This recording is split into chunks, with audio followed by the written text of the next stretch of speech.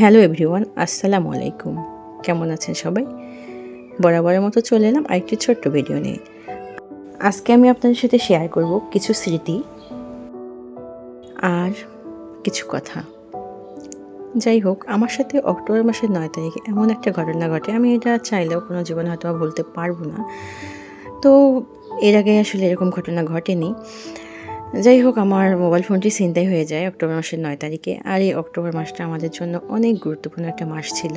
তো জানি না কেন সেই মাসেই আমাদের সাথে এমনটা হলো। আর আমাদের সময়টাও এখন একটু খারাপ যাচ্ছে। আসলে সবকিছু মিলিয়ে মানে জানি না, হয়তোবা মানুষের যখন বিপদ আসে তখন আসতেই থাকে। তারপরেও আলহামদুলিল্লাহ যে হয়তোবা এর থেকে আরও অনেক বড় বিপদ আসতে পারত।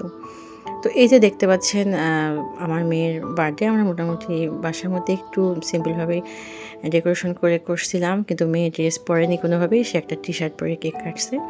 আসলে বাচ্চাদের, ওর ৩ বছর তো, এই বয়সটা ওদের জন্য খুবই খারাপ। তো ওদের জেদ অনেক বেড়ে যায়।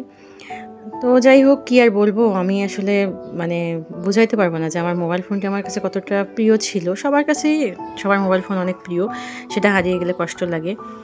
তবে আমি ভুলতে পারবো না, মানে আমার শুরু থেকে শেষ পর্যন্ত আমার মেয়ে হওয়ার এখন পর্যন্ত, মানে ওর যতদিন পর্যন্ত মোবাইলটি ছিল সব স্মৃতি, মানে এর জন্য খুব কষ্ট লাগে।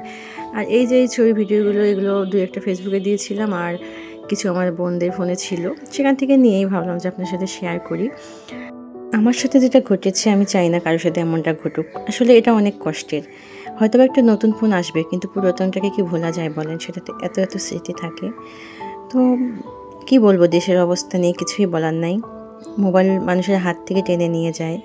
সবাই ভালো থাকবেন, সুস্থ থাকবেন। আল্লাহ হাফেজ।